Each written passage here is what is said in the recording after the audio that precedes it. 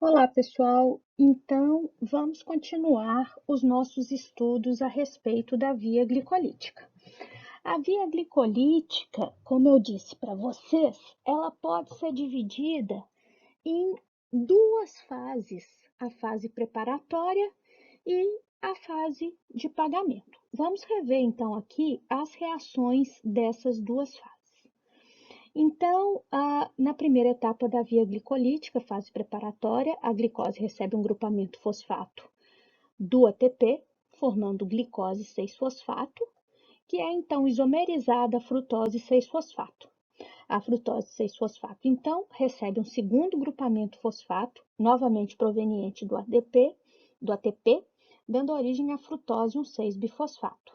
Essa molécula com 6 átomos de carbono é clivada, dando origem a duas moléculas com 3 átomos de carbono cada, gliceraldeído 3-fosfato e dihidroxiacetona fosfato. Sendo que apenas o gliceraldeído 3-fosfato ele vai seguir para a fase de pagamento da via glicolítica.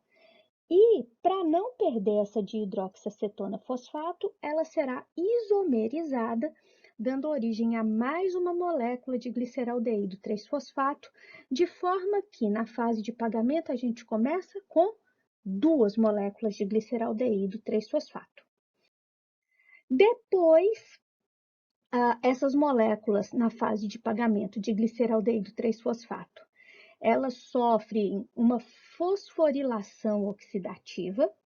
Elas vão receber um grupamento fosfato no carbono 1 e doar elétrons ao NAD, formando NADH, e duas moléculas de um 3-bifosfoglicerato. E essa molécula de um 3-bifosfoglicerato, então, doa um grupamento fosfato ao ADP, formando duas moléculas de ATP e 3-fosfoglicerato.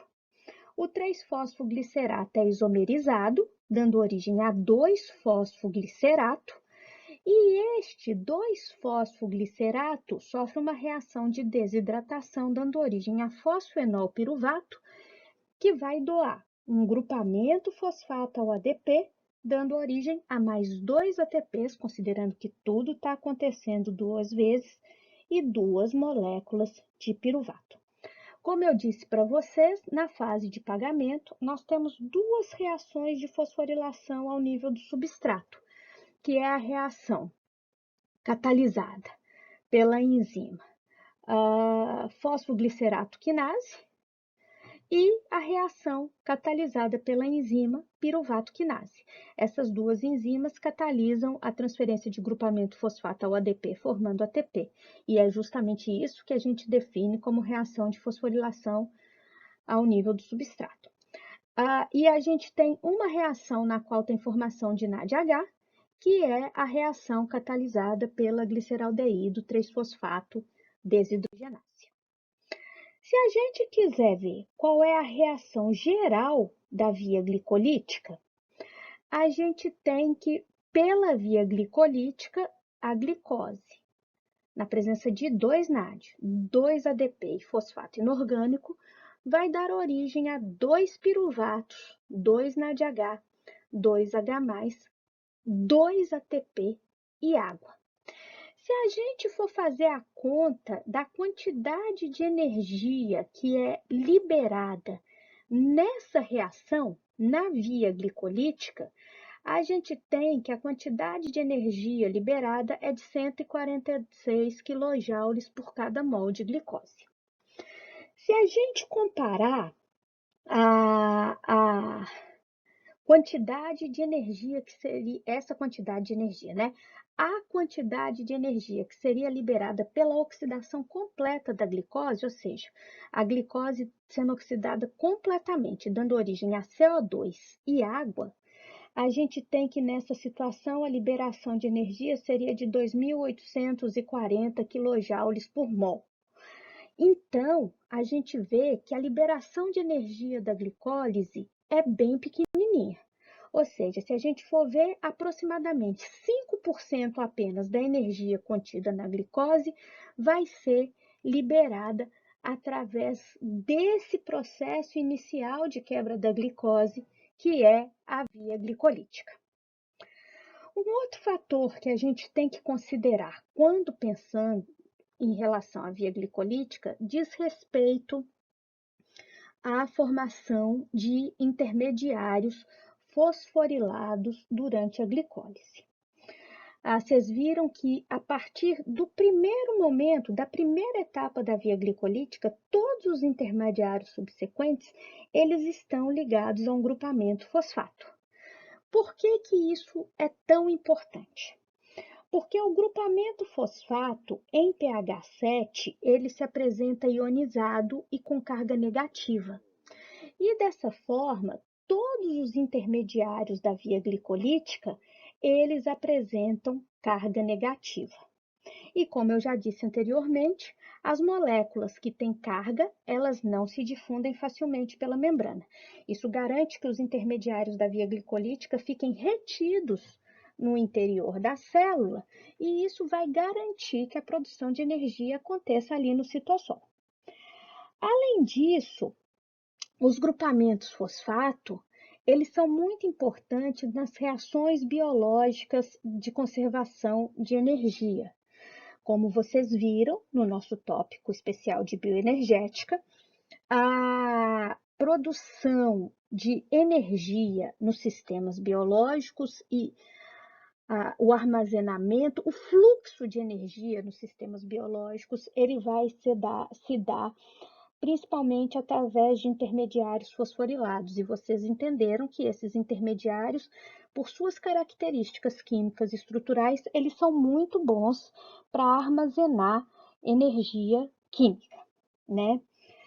E, além disso, a presença de grupo fosfato nos intermediários da via glicolítica confere a esses intermediários carga negativa, que facilita a ligação desses intermediários ao sítio ativo das enzimas que trabalham na glicólise, que, como vocês viram, muitas dessas enzimas apresentam no seu sítio ativo um cofator, como o magnésio, que vai conferir a esse sítio ativo carga positiva.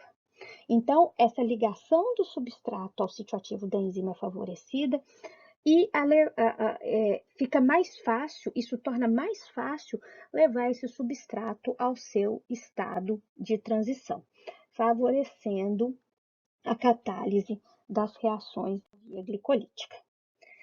E a gente tem que pensar ainda também o que vai acontecer ao final da via glicolítica com essas moléculas de piruvato que foram formadas.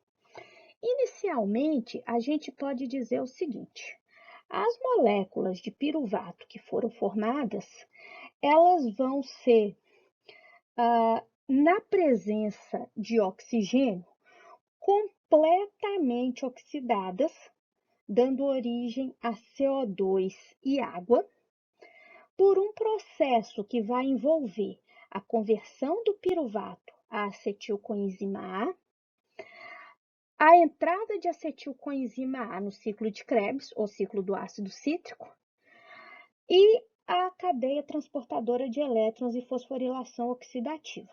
Então, essa é a via que o piruvato segue na presença de oxigênio. Mas, na ausência de oxigênio em condições anaeróbicas, o piruvato ele não entra no ciclo de Krebs. E dessa forma, nós teremos dois destinos que o piruvato pode seguir em condições anaeróbicas, dependendo do tipo de tecido e do tipo de organismo do qual nós estamos falando.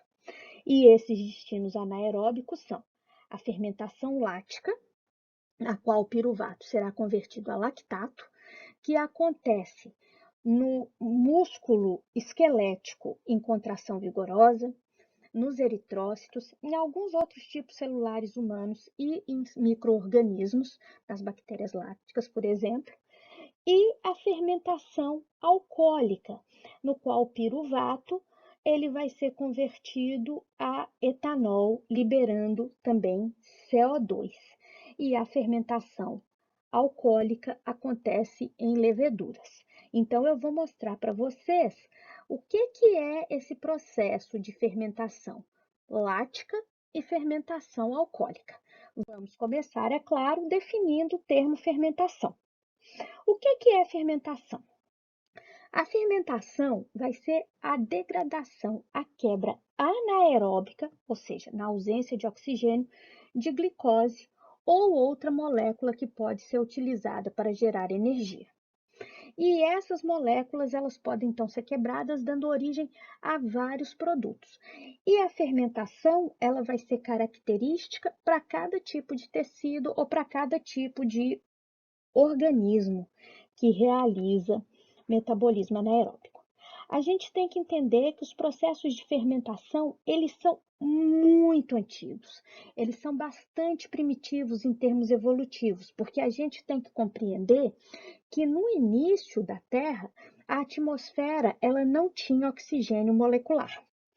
E dessa forma, uma das primeiras formas que evoluíram para que os organismos eles possam gerar energia foi através da quebra anaeróbica da glicose.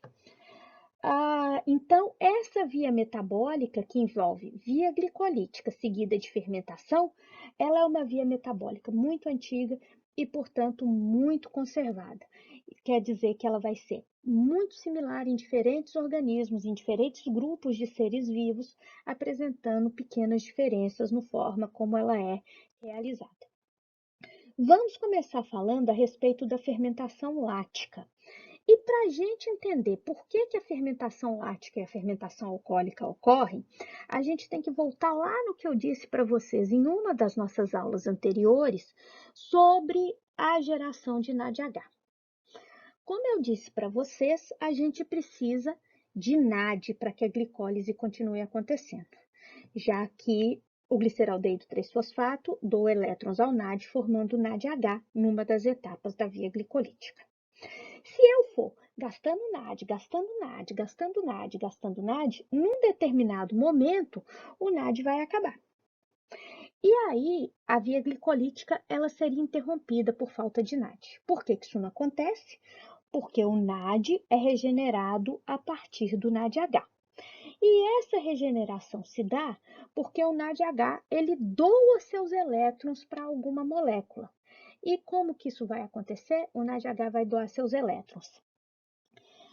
No caso do metabolismo aeróbico, ao oxigênio, como eu mostrei para vocês, através da fosforilação oxidativa, quando eu tenho oxigênio presente, mas no caso de eu não ter oxigênio, o NADH terá que doar seus elétrons a alguma outra molécula. E o NADH, na fermentação lática, ele doará seus elétrons diretamente ao piruvato, através de uma reação catalisada pela lactato desidrogenase, gerando lactato. Então, nesse processo, o NADH dos seus elétrons é regenerado. NAD oxidado, que poderá ser usado novamente na via glicolítica, e a gente forma lactato, ou ácido lático. A fermentação lática, ela vai acontecer com frequência nos tecidos animais, inclusive nos tecidos humanos, principalmente no músculo que está contraindo vigorosamente e nos eritrócitos. E para que essa reação aconteça, ela vai ser catalisada por uma enzima que é a lactato desidrogenase ou desidrogenase do lactato. Esse lactato que é formado no nosso corpo, o que vai acontecer com ele? Ele vai cair na corrente sanguínea e ser carreado pelo sangue até o fígado, onde ele será convertido novamente em glicose através da gliconeogênese. Essa glicose, ela vai cair novamente na corrente sanguínea e ela vai poder fornecer novamente energia para outros tecidos. Esse processo é o processo que a gente chama de ciclo de Cori. Importante destacar que a fermentação lática, a função dela inicialmente é reoxidar o NADH, regenerando o NAD, para que a via glicolítica possa continuar acontecendo. Então, aqui eu estou mostrando condições, aqui, por exemplo, no exercício intenso, mostrando que vai haver a geração de ácido lático. E o ácido lático, ele baixa o pH local Essa diminuição do pH local, ela altera a neurotransmissão, causando dor. Ela altera estruturas proteicas, diminui a capacidade do músculo, por exemplo, de realizar contração muscular, e isso é um dos fatores que leva ao fenômeno da fadiga muscular. Então, mostrando novamente aqui que pela via glicolítica, a glicose vai dar origem a piruvato e NADH, e esse NADH será regenerado em condições anaeróbicas pela doação de seus elétrons ao próprio piruvato que foi produzido na via glicolítica, dando origem a ácido lático e NAD oxidado. Aqui eu estou só mostrando para vocês um esquema do ciclo de Cori. No músculo em contração intensa, a glicose será quebrada, dando origem a piruvato. Esse piruvato vai receber os elétrons do NADH, dando origem a lactato, e esse lactato cai na corrente sanguínea e é levado ao fígado. No fígado, o lactato ele vai ser convertido em glicose por um processo que é a gliconeogênese, que a gente vai estar estudando posteriormente. E essa glicose, ela cai na corrente sanguínea e pode ser levada de volta ao músculo, onde ela vai poder ser utilizada novamente para a geração de energia, produzindo mais lactato, e esse ciclo de Cori ele pode continuar por um determinado período de tempo. E o outro tipo de fermentação que nós temos é a fermentação alcoólica, que é característica de micro-organismos, principalmente de leveduras. A fermentação alcoólica, ela ocorre também para regenerar o NADH. E na fermentação alcoólica, a doação dos elétrons do NADH também vai acontecer para átomos de carbono do piruvato. Só que antes dos elétrons doarem os elétrons ao piruvato, essa molécula de piruvato ela vai sofrer uma decarboxilação, ou seja, ela vai perder esse grupamento CO2 aqui, que vai ser liberado, numa reação catalisada pela piruvato decarboxilase, dando origem a um intermediário com 2 átomos de carbono, que é o acetaldeído. Essa piruvato decarboxilase, ela é uma enzima que, para funcionar, ela depende de tiamina pirofosfato e de magnésio como cofator. Esse acetaldeído, pela ação da álcool desidrogenase, vai receber os elétrons provenientes do NADH, formando NAD e dando origem a etanol. Então, nesse processo, nós vamos liberar CO2 e dar origem a etanol, que é álcool etílico. Nós, por exemplo, não somos capazes de realizar fermentação alcoólica porque nós não temos essa enzima que é ativa, piruvato decarboxilase. Embora a gente tenha álcool desidrogenase, então essa parte aqui do processo a gente poderia fazer. No processo evolutivo, nós não temos essa piruvato decarboxilase, então seres humanos não realizam fermentação alcoólica. Um exemplo interessante de fermentação alcoólica do dia a dia é quando a gente vai, por exemplo, fazer pão, né? Quando você faz pão, sei lá, na massa do pão você coloca o fermento de padaria, que é um inóculo de leveduras, e essas leveduras ali, naquelas condições ali da massa, elas vão realizar a fermentação alcoólica. Nesse processo, elas vão produzir um gás, que é o CO2, que é justamente o que faz a massa crescer. E elas também produzem etanol. Se você cheirar a massa de pão, então, vocês vão perceber que a massa de pão, ela tem um cheiro alcoólico, a massa crua. Claro que o pão depois não é alcoólico, porque quando você assa, esse etanol, que é extremamente volátil, ele irá evaporar. Então, pessoal, por essa aula é isso, nós falamos da fermentação e alguns outros aspectos da via glicolítica, mas ainda falta um pouco mais para a gente entender completamente como a glicólise funciona, que vai ser a nossa próxima aula, na qual nós vamos falar principalmente sobre regulação da via glicolítica. Então, obrigada pela atenção de vocês e até a próxima.